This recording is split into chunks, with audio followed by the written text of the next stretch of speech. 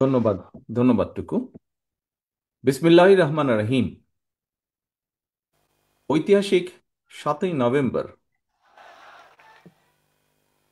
চুপ করতে হবে একটু। যারা স্লোগান দিচ্ছেন দয়া করে আপনারা স্লোগানটি বন্ধ করতে হবে। স্লোগান বন্ধ হবে। বিসমিল্লাহির রহমান রহিম। ঐতিহাসিক 7ই নভেম্বরের 50 বছর পূর্তি উপলক্ষে আয়োজিত এই থামেন, আজকের থামেন, থামেন, প্লিজ। এই মিরাজ, এই ছেলে, মিরাজ থামো। আপনারা যারা স্লোগান দিচ্ছেন দয়া করে আপনাদেরকে তো কথা শুনতে হবে। দয়া করে কথা শুনতে হবে। এই মুহূর্তে স্লোগানটা বন্ধ করতে হবে। স্লোগান থেকে আরো জরুরি কথা নিশ্চয়ই আছে। দয়া করে সেটা মন দিয়ে শুনুন আপনারা। বিসমিল্লাহির রহমান রহিম।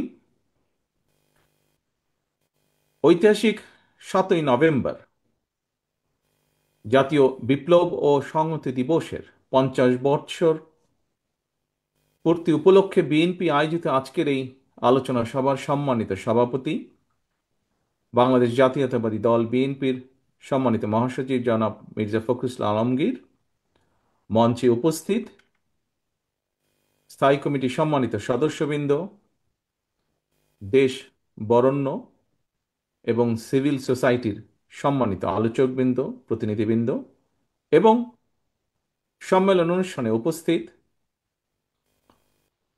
বিভিন্ন রাজনৈতিক দলের সম্মানিত নেতৃবৃন্দ, আমন্ত্রিত অতিথিবৃন্দ, আসসালামু আলাইকুম। প্রিয় উপস্থিতিবৃন্দ, এতক্ষণ আলোচনায় আমরা 1975 সালের 7ই নভেম্বরের প্রেক্ষাপট এবং দেশের চলমান রাজনৈতিক পরিস্থিতি সম্পর্কে বক্তাদের বিভিন্ন রকম তথ্যবহুল আলোচনা আমরা সকলে মন দিয়ে শুনেছি। এই আলোচনার মাধ্যমে আমরা আমারও অনেক কিছু জানা ছিল না। আমার ধারণা এখানে অনেকে উপস্থিত আছেন যাদের অনেক কিছু জানা ছিল না। আমরা এইসব আলোচনার মাধ্যমে সেগুলো জানতে পেরেছি। 1975 সালের 7ই নভেম্বর ছিল বাংলাদেশের শত্রু এবং মিত্র চিহ্নিত করার দিন। সকল উপস্থিতিবৃন্দ, সম্মানিত নেতৃবৃন্দ, আমার সামনে আজকে মঞ্চে এবং মঞ্চের সামনে উপস্থিত সিভিল সোসাইটি সহ বহু রাজনৈতিক ব্যক্তিত্ব, সম্মানিত ব্যক্তিত্ববর্গ উপস্থিত আছেন। নর্মালি আমি চেষ্টা করি আমার বক্তব্য হয়তো একটু ছোট করতে। আজকে যদিও অনুষ্ঠানটি অনেক লম্বা হয়ে গেছে, তারপরেও আমি ক্ষমা চেয়ে নিচ্ছি। আজকে আমার অনেকগুলো কথা আপনাদের সামনে, আমার চিন্তা অনেকগুলো আপনাদের সামনে আমি তুলে ধরতে চাই। সেই জন্য যদিও বা বিরক্তির উদ্রেক হয়, তারপরেও আপনাদেরকে আমি বিনীতভাবে অনুরোধ করব যদি ধৈর্য সহকারে আমার কথাগুলো বলার সুযোগ আমাকে দেন। ধন্যবাদ। প্রিয় উপস্থিতিবৃন্দ, সম্মানিত নেতৃবৃন্দ, আমন্ত্রিত অতিথিবৃন্দ, বাংলাদেশের জন্মযুদ্ধ থেকেই শুরু করে দেশের প্রতিটি ঐতিহাসিক প্রেক্ষাপট যদি আমরা আলোচনা করতে যাই, তাহলে প্রথমে একটি কথা আমার অনেক সময় মনে পড়ে। কথাটি অনেকটা এরকম: অতীত নিয়ে সবসময় পড়ে থাকলে এক চোখ অন্ধ, কিন্তু অতীতকে যদি আমরা ভুলে যাই তাহলে মনে হয় আমাদের দু চোখই অন্ধ। সুতরাং আমাদেরকে যেরকম সব সময় ইতিহাস চর্চায় থাকার মনে হয় দরকার নেই, অপরদিকে ভবিষ্যতের পথ চলাও ইতিহাস থেকে শিক্ষা গ্রহণ না করাটাও বোধহয় আরেকটি ঐতিহাসিক ভুল হতে পারে। এবং সেই জন্যই 1975 সালের ঐতিহাসিক 7ই নভেম্বর সম্পর্কে আজকের এখানে সম্মানিত বক্তাবৃন্দর যেই সকল গুরুত্বপূর্ণ বক্তব্য রেখেছেন, তার রেশ ধরে যদি আমি বলি তাহলে বলতে হয়, যারা বাংলাদেশকে তাবেদার রাষ্ট্রে পরিণত করতে চেয়েছিল, যারা জনগণের গণতান্ত্রিক রাজনৈতিক অধিকারকে হরণ করে আমাদের এই প্রিয় মাতৃভূমি বাংলাদেশকে একদলীয় স্বৈরাচারী শাসন কায়েম করতে চেয়েছিল, যারা দেশের শৌর্য, বীর্য, সাহস এবং সম্মানের প্রতীক বাংলাদেশ সেনাবাহিনীর গৌরবকে ভুলুণ্ঠিত করতে চেয়েছিল, 1975 সালের 7ই নভেম্বরের এই দিনে দেশপ্রেমিক সিপাহী জনতার ঐতিহাসিক বিপ্লবের মাধ্যমে তাদের পরাজয় ঘটেছে। দীর্ঘ ষড়যন্ত্রের পথ ধরে 1975 সালের 7ই নভেম্বরের পরাজিত সেই অপশক্তি পরবর্তীতে আমরা দেখেছি পুনরায় মহাজোটের নামে একজোট হয়ে দেশকে একটি তাবেদার রাষ্ট্রে পরিণত করতে চেয়েছিল বা করার সব রকম প্রস্তুতি গ্রহণ করেছিল তারা। বিডিআর পিলখানায় পরিকল্পিত যে সেনা হত্যাযজ্ঞ ঘটিয়েছিল, তার মাধ্যমে চেয়েছিল সেনাবাহিনীকে দুর্বল করে রাখতে। জনগণের ভোটের অধিকার, গণতান্ত্রিক রাজনৈতিক অধিকার কেড়ে নিয়ে দেশে ফ্যাসিবাদী শাসন কায়েম করেছিল তারা। সম্মানিত উপস্থিতিবৃন্দ, হাজারো শহীদের আত্মত্যাগের মধ্য দিয়ে বীর জনতার গণ অভ্যুত্থানে দীর্ঘ দেড় দশকের বেশি সময় পর দেশ ফ্যাসিবাদ মুক্ত হয়েছে। আমরা যারা বিএনপি করি, আমরা মনে করি 1971 সালের যুদ্ধ ছিল স্বাধীনতা অর্জনের যুদ্ধ। 2024 ছিল দেশ এবং জনগণের স্বাধীনতা রক্ষার।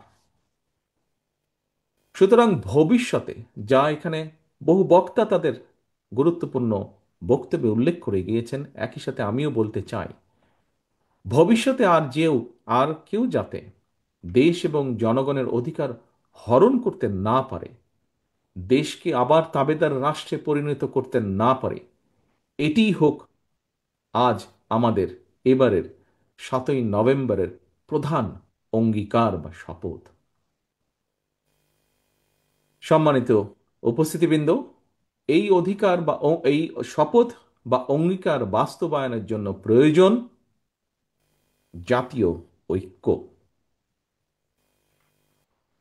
বাংলাদেশের আর্থ সামাজিক ভৌগোলিক রাজনৈতিক বাস্তবতায় জাতীয় ঐক্যকে যদি সমুন্নত রাখতে চাই আমরা, তাহলে আমাদেরকে 7ই নভেম্বরের মতন সিপাহী জনতার বিপ্লবের চেতনা মনে প্রাণে ধারণ করতে হবে। 1971 সালের স্বাধীনতা যুদ্ধ, 75-এর 7ই নভেম্বর তাবেদার অপশক্তির বিরুদ্ধে সিপাহী জনতার বিপ্লব, 90-এর স্বৈরাচার বিরোধী আন্দোলন, কিংবা 2024-এর ফ্যাসিবাদ বিরোধী গণ অভ্যুত্থান, এভাবে ইতিহাসের বিভিন্ন সময় প্রতিটি বিপ্লব কিংবা অভ্যুত্থানের একটাই আকাঙ্ক্ষা ছিল, এবং সেই আকাঙ্ক্ষা হল স্বাধীন বাংলাদেশে জনগণের রাজনৈতিক এবং অর্থনৈতিক অধিকার প্রতিষ্ঠা।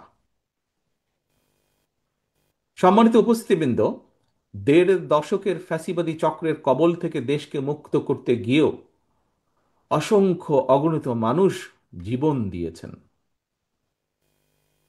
মাত্র সেদিনের কথা, শুধুমাত্র জুলাই আগস্টেই শহীদ হয়েছেন 1,500-এরও বেশি মানুষ। ফ্যাসিবাদ পতনের আন্দোলনে ছাত্র জনতা, নারী পুরুষ, কৃষক শ্রমিক, সকল শ্রেণী পেশার মানুষ কেন রাজপথে সেদিন নেমে এসেছিলেন? আমাদের জানা থাকা দরকার, জনগণ কিন্তু রাষ্ট্র এবং রাজনীতিতে নিজেদের অধিকার প্রতিষ্ঠার জন্যই সেদিন রাজপথে নেমে এসেছিলেন। একজন রাজনৈতিক কর্মী হিসাবে আমি মনে করি, অবশ্যই কোনো একটি নির্দিষ্ট রাজনৈতিক দল বা গোষ্ঠীর অধিকার প্রতিষ্ঠা কিংবা রাজনৈতিক দর কষাকষির করার সুযোগ সৃষ্টি করে দেওয়ার জন্য হাজারো লাখো মানুষ রাজপথে জীবন বিলিয়ে দেয়নি। সম্মানিত উপস্থিতিবৃন্দ, জনগণের অধিকার প্রতিষ্ঠার জন্য জনগণের সরাসরি ভোটে জনগণের কাছে জবাবদিহিমূলক সরকার প্রতিষ্ঠার ক্ষেত্র যখন প্রস্তুত হচ্ছে, আমরা খেয়াল করে দেখছি তখন কয়েকটি রাজনৈতিক দল অন্তর্বর্তীকালীন সরকারের দুর্বলতার সুযোগ নিয়ে কার্যত গণতান্ত্রিক আমি জনগণের রাজনৈতিক অধিকার প্রতিষ্ঠার বিরুদ্ধেই মনে হয় অবস্থান নিচ্ছে বা নিয়েছে। আমি একজন রাজনৈতিক কর্মী হিসাবে আমার দলের পক্ষ থেকে আবারও ফ্যাসিবাদ বিরোধী আন্দোলনের সহযোগীদের, এখানে সেই সহযোগীদের, আমাদের আন্দোলনের রাজপথের বহু সহযোগী আজ উপস্থিত আছেন, সেই সহযোগীদের দৃষ্টি আকর্ষণ করে বলতে চাই, বর্তমান দুর্বল অন্তর্বর্তীকালীন সরকারকে হুমকি ধমকি না দিয়ে আগামী ফেব্রুয়ারি মাসে জনগণের সেই সকল সহযোগী যারা ছিলেন, যাদের নিয়ে বিভিন্ন সন্দেহ প্রকাশ হচ্ছে, তাদেরকে লক্ষ্য রেখে সাথে আজকে যারা উপস্থিত আছেন তাদেরকে সাথে নিয়ে বলতে চাই, অন্তর্বর্তীকালীন সরকারকে হুমকি ধামকি না দিয়ে আগামী ফেব্রুয়ারি মাসে জনগণের মুখোমুখি হই আমরা, চলুন। জনগণের মুখোমুখি আমরা সকলে হই, চলুন। আমাদের প্রতিটি রাজনৈতিক দলের মনে হয় একটি কথা গুরুত্ব সহকারে মনে রাখা প্রয়োজন। নিজ নিজ দলীয় সমর্থক নেতাকর্মীদের বাইরে কিন্তু অরাজনৈতিক কিংবা নির্দলীয় এক বিশাল সংখ্যক জনগোষ্ঠী রয়ে গিয়েছে। এই লাখো কোটি অরাজনৈতিক কিংবা নির্দলীয় জনগোষ্ঠীর প্রত্যাশা বাস্তবায়নের দিকে নজর দেওয়া রাজনৈতিক দলের প্রতিনিধি হিসাবে আমাদের প্রত্যেকের অত্যন্ত পবিত্র এবং গুরুত্বপূর্ণ দায়িত্ব বলে একজন রাজনৈতিক কর্মী হিসাবে আমি দৃঢ়ভাবে বিশ্বাস করি।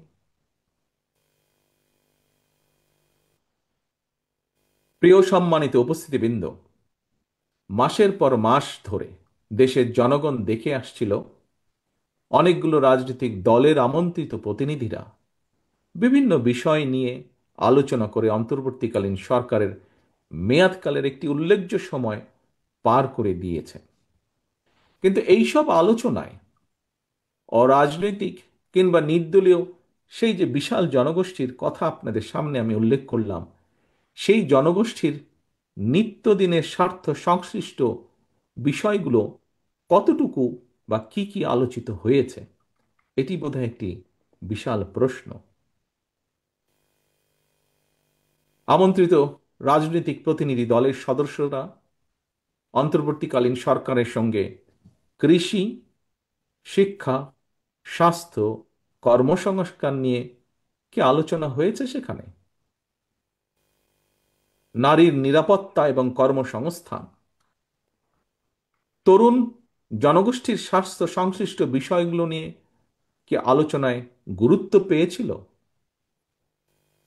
দেশের কৃষক, শ্রমিক, দিনমজুর, স্বল্প আয়ের মানুষ কিংবা নিম্ন মধ্যবিত্ত জনগোষ্ঠীর প্রতিদিনের যে জীবন যুদ্ধের কথা, সেগুলো কি সেখানে আমরা চাইলেও আলোচনা করার সুযোগ কি পেয়েছি? বা আলোচনার যে তালিকা ছিল সেখানে কি স্থান করে নিতে পেরেছিল? সম্মানিত উপস্থিতিবৃন্দ, দেশে মনে হয় শুধু কোটা সংস্কার নয়, একই সাথে একটি সময় নিরাপদ সড়কের জন্যও কিন্তু তুমুল আন্দোলন হয়েছিল। 2024 সালের সেপ্টেম্বর মাস থেকে যতটুকু আমার মনে আছে, 2025 সালের সেপ্টেম্বর মাস পর্যন্ত গত এক বছরে দেশের সড়ক পথে কমপক্ষে 7,000 মানুষ নিহত হয়েছেন। এদের মধ্যে 48% নারী এবং শিশু ও পথচারী ছিলেন। আহত হয়েছেন 13,000 মানুষ। এই যে এত হাজার মানুষ যারা নিহত হয়েছেন, এই পরিবারগুলোর কি অবস্থা হয়েছে পরবর্তীতে, আমরা কি কখনো সেগুলো বিষয় নিয়ে আলোচনা করেছি, চিন্তা করেছি? যে 13,000 মানুষ বা তারও কিছু বেশি মানুষ আহত হয়েছেন,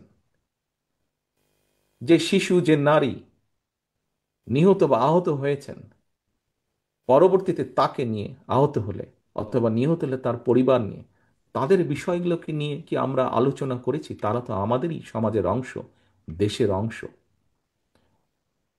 সম্মানিত উপস্থিতিবৃন্দ, বিশ্বে খুব সম্ভবত সড়ক দুর্ঘটনায় সবচেয়ে বেশি হতাহতের তালিকায় বাংলাদেশ জায়গা করে নিয়েছে।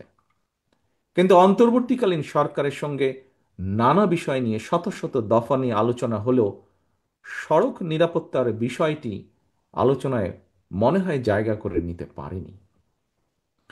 এইসব প্রশ্নগুলো কিন্তু কাউকে দোষারোপ করার জন্য আমি এখানে উপস্থাপন করছি না। একজন রাজনৈতিক কর্মী হিসাবে আজকে আমি বহু বরেণ্য ব্যক্তির সামনে সুযোগ পেয়েছি কথা বলার। আমি একজন রাজনৈতিক কর্মী হিসাবে আমার জিজ্ঞাসাগুলো আপনাদের সামনে তুলে ধরতে চাইছি। প্রিয় উপস্থিতিবৃন্দ, আমাদের রাজনীতি তাহলে কাদের জন্য?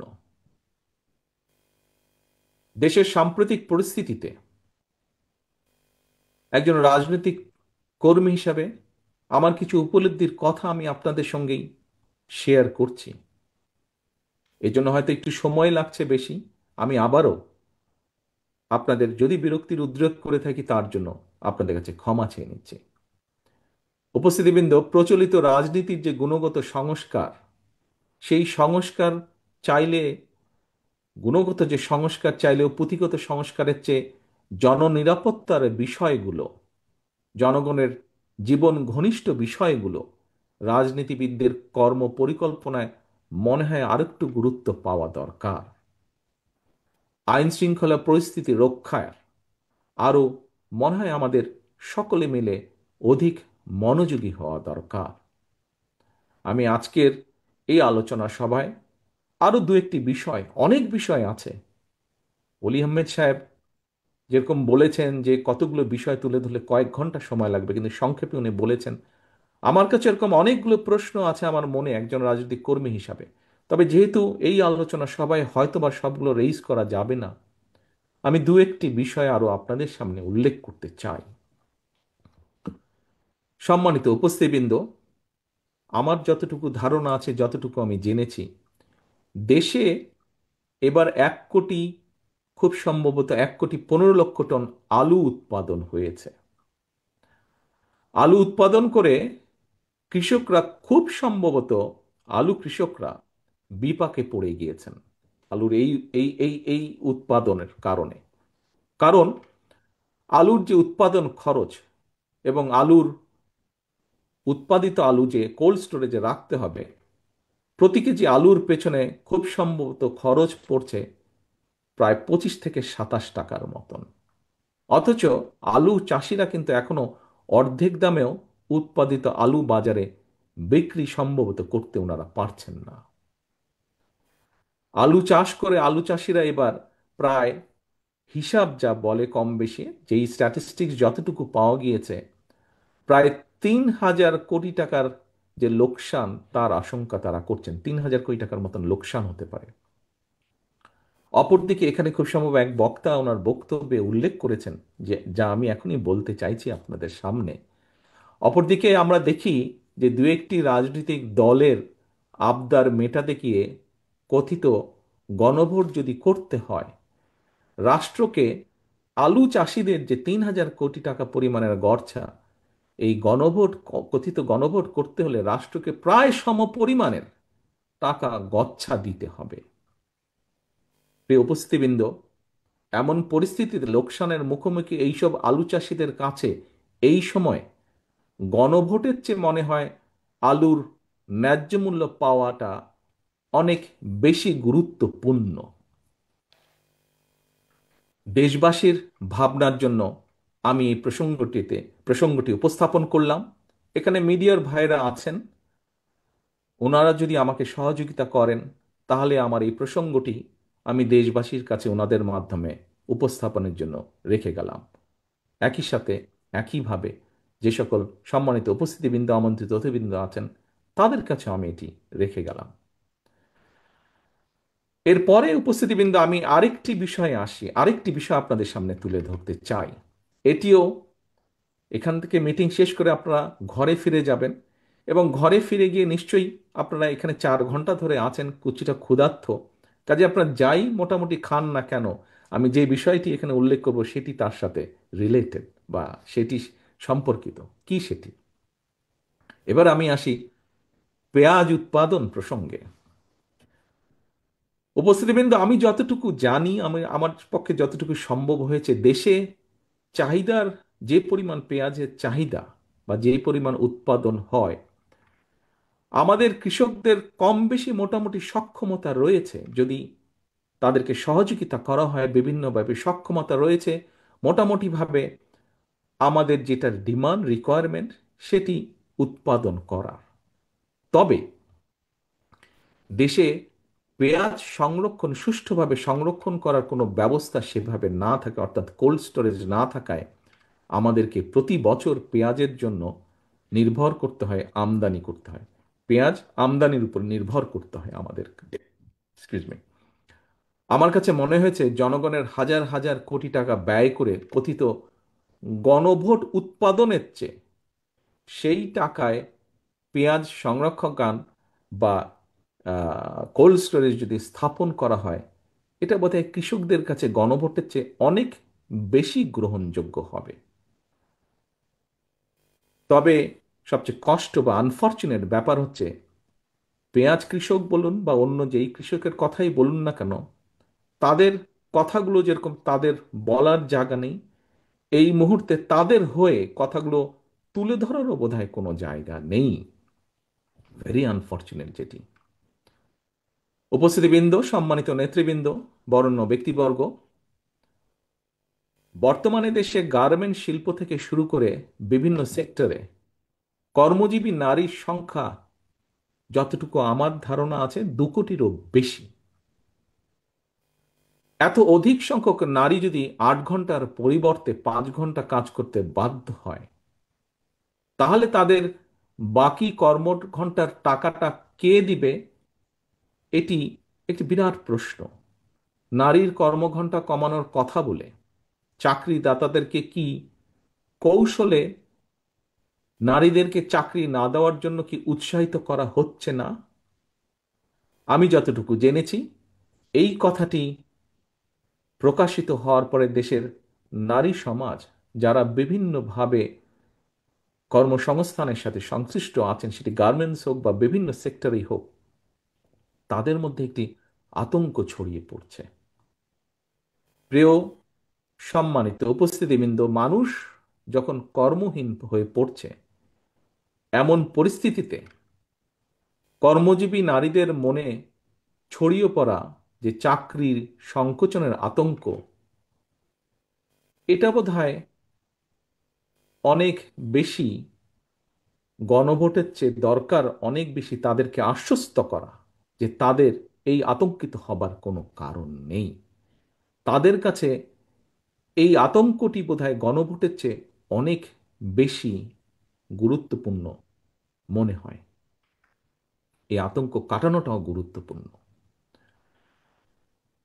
উপস্থিতিবৃন্দ, দেশে বেকারত্বের হার বেড়েই চলেছে। পত্রিকার পাতা খুললেই এরকম সংবাদ প্রায়শই আমাদের চোখে পড়ে। টিভি টকশো খুললেই এই ধরনের কথাবার্তা অনেক টকশোতে অংশগ্রহণকারী ব্যক্তির কাছ থেকে আমরা জানতে পারি। সম্প্রতি একটি বেসরকারি গবেষণা প্রতিষ্ঠানের রিপোর্টে বলা হয়েছে, দেশে বর্তমানে দারিদ্র্যের হার 28% এবং আরও 18% মানুষ যে কোনো সময় গরিব হওয়ার ঝুঁকিতে রয়েছেন। স্ট্যান্ডার্ড অনুযায়ী যেই স্কেলের নিচে গেলে গরিব বলে একজন মানুষকে মনে করা হয়, এরকম 18% মানুষ সেই ঝুঁকিতে রয়েছেন। দেশে শিক্ষিতদের মধ্যে বেকারত্বের হার বেড়েই চলেছে। দেশে উচ্চ মাধ্যমিক এবং গ্র্যাজুয়েট ডিগ্রিধারী প্রতি 5 জনের মধ্যে একজন বেকার। আজকের আমাদের এই অনুষ্ঠানের মধ্যে খুব সম্ভবত গার্মেন্ট শিল্পের সাথে জড়িত এরকম কয়েকজন ব্যক্তি উপস্থিত আছেন।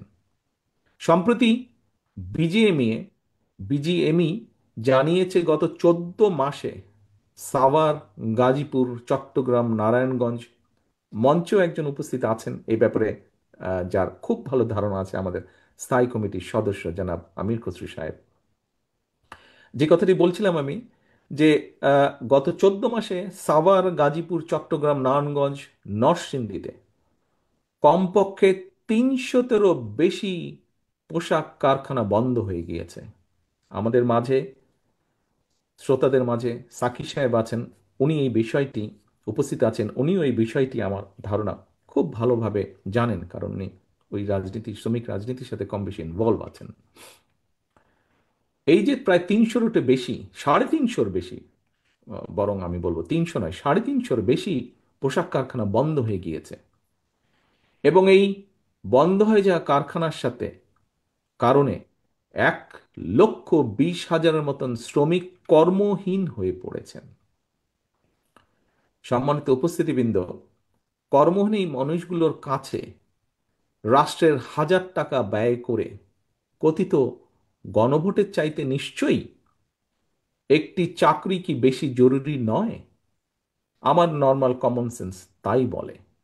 যে কোনো একজন স্বাভাবিক মানুষের কমন সেন্স তাই বলবে যে হাজার হাজার কোটি টাকা খরচ করে কথিত গণভোটের চেয়ে চাকরিহারা একজন ব্যক্তি মানুষের কাছে সবচেয়ে বেশি প্রায়োরিটি হচ্ছে একটি চাকরি বা একটি কর্মসংস্থান। আনফর্চুনেটলি মাসের পর মাস রাষ্ট্র মেরামতের নানা উপাদান নিয়ে আমরা আলোচনা করেছি, কিন্তু রাষ্ট্রের লক্ষ লক্ষ বেকারদের কর্মসংস্থান নিয়ে আলোচনার জন্য একটি দফা বা একটি দিনও আমরা নির্ধারণ করিনি বা করতে পারিনি। সম্মানিত নেতৃবৃন্দ, বিশিষ্ট উপস্থিত ব্যক্তিবর্গ, দীর্ঘ 1.5 দশকের ফ্যাসিবাদী শাসন আমলে দেশের শিক্ষা ব্যবস্থাকে সম্পূর্ণভাবে পরিকল্পিতভাবে ধ্বংস করে দেওয়া হয়েছিল। এত সংস্কার কমিটি হলো, অথচ একটি শিক্ষা সংস্কার কমিটি কিন্তু করা হলো না। শিক্ষা ব্যবস্থা বিপর্যয়ের একটি ছোট্ট দিক, কিন্তু আমার দৃষ্টিতে অসম্ভব অসম্ভব গুরুত্বপূর্ণ একটি দিক আপনাদের সামনে আজকের এই আলোচনা সভায় আমি উপস্থাপন করতে চাই। উপস্থিতিবৃন্দ, গত অক্টোবর মাসে প্রকাশিত উচ্চ মাধ্যমিক, আমি জানি না আপনারা খেয়াল করেছেন কিনা বিষয়টি, যেভাবেই হোক আমি খেয়াল করার সুযোগ হয়েছে আমার। গত অক্টোবর মাসে প্রকাশিত উচ্চ মাধ্যমিক পরীক্ষার ফলাফলে যদি আমরা বিবেচনা করি, আমরা দেখব 2025 সালে উচ্চ মাধ্যমিক পরীক্ষায় পাশের হার ছিল সর্বনিম্ন।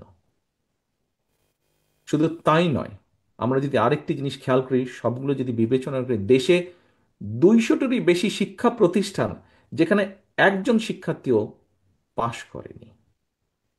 এটি তো গেল একটি দিক। এর ভিতরে আরেকটি অত্যন্ত ডেঞ্জারাস বিষয়, খুব অ্যালার্মিং একটি বিষয় আপনাদের সামনে আমি এখন উপস্থাপন করতে চাই। সিরিয়াস বা দুশ্চিন্তার বিষয় হলো, সবচেয়ে বেশি শিক্ষার্থী অকৃতকার্য হয়েছেন ইংরেজি বিষয়ে, ইংরেজি সাবজেক্টে। 9টি সাধারণ শিক্ষা বোর্ডের অধীনে 1/3 বেশি শিক্ষার্থী ইংরেজি সাবজেক্টে পাশ করেননি বা করতে পারেননি। উপস্থিতিবৃন্দ, ইংরেজির পরে সবচেয়ে বেশি সংখ্যক শিক্ষার্থী যেটিতে অকৃতকার্য হয়েছেন সেটি হচ্ছে তথ্য প্রযুক্তি, অর্থাৎ আইসিটি। এই বিষয়ে অকৃতকার্য হয়েছেন। ইংরেজি এবং আইসিটির মতন এমন গুরুত্বপূর্ণ দুটি বিষয় এইভাবে অকৃতকার্য হতে থাকলে বর্তমানে এই এআই যুগের এই প্রতিযোগিতামূলক বিশ্বে একটা জাতি হিসাবে আমরা কিভাবে সম্মান এবং মর্যাদার সঙ্গে টিকে থাকবো বা থাকা সম্ভব, আমার মনে হয় এই বিষয়টি এখানে আমরা যারা ঘরে উপস্থিত আছি, বিশেষ করে যারা আমরা জনগণকে সামনে রেখে জনগণের জন্য রাজনীতি করি, আমাদের প্রত্যেকটি মানুষকে অত্যন্ত সিরিয়াসলি বোধহয় চিন্তা করা প্রয়োজন। বর্তমান গ্লোবাল ভিলেজে শিক্ষা দীক্ষায় টিকে থাকতে হলে আমাদেরকে তথাকথিত গণভোট নিয়ে গবেষণার পরিবর্তে আমার কাছে মনে হয় শিক্ষা সংস্কার নিয়ে গবেষণা করা বোধহয় অনেক অনেক বেশি জরুরি প্রয়োজন। সম্মানিত উপস্থিতিবৃন্দ, পলাতক লুটেরা বাহিনীর বেপরোয়া লুটপাটের পর দেশের ব্যাংকিং সেক্টর এখনো খুব সম্ভবত, যতটুকু পত্রপত্রিকার খবরে দেখছি, অবশ্যই ঘুরে দাঁড়াতে পারেনি। দেশের মনে হয় কমপক্ষে 24টি ব্যাংক এখনো মূলধন ঘাটতিতে পড়ে রয়েছে বা পড়েছে। আমি এখানে কতগুলো বিষয়, কতগুলো কনসার্ন আমি আপনাদের সামনে তুলে ধরছি। কাউকে কোনো রকম ভয় দেখাতে চাইছি না আমি, বাট একজন রাজনৈতিক কর্মী হিসেবে আমার কতগুলো কনসার্ন আমি আপনাদের সামনে তুলে ধরতে চাইছি। উপস্থিতিবৃন্দ, দেশের অর্থনৈতিক পরিস্থিতি আমরা কম বেশি যদি সকল কিছু বিবেচনা করি, কম বেশি দিনে দিনে নাজুক হয়ে উঠছে। জিডিপি, যে জিডিপি নিয়ে আমরা বিগত সময় শুনেছি, স্বৈরাচারের সময় শুনেছি অনেক বড় বড় কথা, সেটি যে একটি ফাঁপা বেলুন ছিল এটি প্রকাশিত হয়ে গিয়েছে। সেই জিডিপি প্রবৃদ্ধির হার মোটেও আশা অনুরূপ নয়। 2006 সালে বিএনপি সরকার যখন তত্ত্বাবধায়ক সরকারের কাছে রাষ্ট্র ক্ষমতা হস্তান্তর করেছিল, সেই সময় জিডিপির হার ছিল অলমোস্ট 7 পয়েন্টের কাছাকাছি। এরপরে যত সময় পার হয়েছে, কোনো লুটেরা সরকারের সময় তা লুট হয়েছে, সেই লুট তারাজ দুর্নীতি সবকিছু আনপ্ল্যান অপশাসন কুশাসনের কারণে বিএনপি রেখে যাওয়া সেই অলমোস্ট প্রায় 7%, 6.8 থেকে 7%-এর যে জিডিপি বিএনপি রেখে এসেছিল, সেটি অতিক্রম করা সম্ভব হয়নি। এবং সবচেয়ে আশঙ্কার বিষয় হচ্ছে 200 মিলিয়ন বা 20 কোটি মানুষের দেশে এই মুহূর্তে যেই জিডিপি বিএনপি রেখে এসেছিল অলমোস্ট 6%, এখন প্রেডিকশন হচ্ছে এই নেক্সট ইয়ারে প্রেডিকশন হচ্ছে জিডিপি 4% উপরে কোনোভাবেই যাচ্ছে না, বরং কিছুটা হলেও 4% কম থাকছে। এখানে বহু ব্যবসায়ী আছেন সহ বহু মানুষ আমরা উপস্থিত আছি। এই বিষয়গুলো মনে হয় আমাদের চিন্তা করা অত্যন্ত অত্যন্ত প্রয়োজন। এই 20 কোটি মানুষকে যদি বাঁচিয়ে রাখতে হয়, দেশকে যদি সামনে এগিয়ে নিতে হয়। উপস্থিতিবৃন্দ, আমি জানি আমার বক্তব্য লম্বা হয়ে যাচ্ছে, আমি সংক্ষিপ্ত করে আনছি আমার বক্তব্য। উপস্থিতিবৃন্দ, রফতানি আয় এবং রেমিটেন্স দেশে এই মুহূর্তে এই দুটি খাতই দেশের অর্থনীতির প্রধান ভরসার খাত। গত কয়েক মাসেও যদি আপনারা দেখেন স্ট্যাটিস্টিকগুলো, রফতানি খাতেও কিন্তু কিছুটা নেতিবাচক পরিস্থিতি সৃষ্টি হয়েছে বিভিন্ন ক্ষেত্রে। দেশের ব্যবসায়ী সমাজ এবং বিদেশে বাংলাদেশের উন্নয়ন সহযোগী যারা আছেন, তারা বলছেন দেশের অর্থনীতিকে ঘুরে দাঁড়াতে হলে অবশ্যই প্রয়োজন জনগণের ভোটে একটি নির্বাচিত স্থিতিশীল সরকার। কয়েকদিন আগে আন্তর্জাতিক অর্থনৈতিক সংস্থা স্রেফ ডাইরেক্ট পরিষ্কার বলে দিয়েছে যে নির্বাচিত সরকার ছাড়া তারা তাদের অর্থ সংস্থান ফান্ড রিলিজ তারা করবে না। কিন্তু আমরা দেখছি এই মুহূর্তে কোনো কোনো রাজনৈতিক দল নানা শর্ত দিয়ে, যেখানে অর্থনীতির এই অবস্থা, যেখানে বেকার সমস্যার এই অবস্থা, যেখানে প্রত্যেকটি সবকিছু ভেঙে পড়ছে, মাহফুজুল্লাহ সাহেব ওনার বক্তব্যে আরো কয়েকটি সেক্টরের কথা উনি উল্লেখ করে গিয়েছেন। আমরা দেখছি নানা শর্ত জুড়ে দিয়ে কিছু রাজনৈতিক দল, সেই যে প্রথমে বলেছিলাম আজকে যারা আমরা রাজপথের সঙ্গীরা বসে আছি, কেউ হয়তো রাজপথের সঙ্গী ছিল, সেরকম কিছু দলকে আমরা দেখছি বর্তমানে বিভিন্ন শর্ত দিয়ে জাতীয় নির্বাচন অনুষ্ঠান বাধা সৃষ্টি করতে চাইছে। জাতীয় নির্বাচন অনুষ্ঠান নিয়ে জটিলতার সৃষ্টির অর্থ একদিকে নির্বাচন না করেই হয়তো রাষ্ট্রের খবরদারির সুযোগ গ্রহণ করা, অপরদিকে রাজনীতি ভাবে যদি বলতে হয় পরিষ্কারভাবে, যা দিবালকের মতন পরিষ্কার, অপরদিকে পতিত পরাজিত পলাতক স্বৈরাচারের পুনর্বাসনের পথকে সুগম করে দেওয়া। পলাতক স্বৈরাচারী সহযোগীরা গত কয়েকদিনে আমরা দেখছি খোদ রাজধানীতে যেভাবে আগুন সন্ত্রাস চালিয়েছে, ফ্যাসিবাদী বিরোধী শক্তির করণীয় সম্পর্কে এটা একটা সতর্ক বার্তা হতে পারে বলে আমার কাছে মনে হয়। এখনই সবার কাছে স্পষ্ট, ফ্যাসিবাদ বিরোধী আন্দোলনে একটা দল ফ্যাসিবাদের নিষ্ঠুরতা থেকে নিজেদেরকে বাঁচাতে গিয়ে, যেটি তাদের বিভিন্ন পর্যায়ের নেতৃবৃন্দ অনেক সময় বিভিন্ন জায়গায় উল্লেখ করেছে, যে নিজেদেরকে বাঁচাতে গিয়ে তারা ফ্যাসিবাদের ছাতার নিচে আশ্রয় নেওয়ার কৌশল অবলম্বন করেছিল। সম্মানিত উপস্থিতিবৃন্দ, বর্তমান পরিবর্তিত পরিস্থিতিতে সেই পতিত পরাজিত পলাতক স্বৈরাচার একইভাবে ফ্যাসিবাদ বিরোধী আন্দোলনে থাকা সেই দলটির ছাতার নিচে আশ্রয় নিয়েছে কিনা মনে হয় এটি আমাদের সকলের দেখার বা ভাবার সময় এসছে।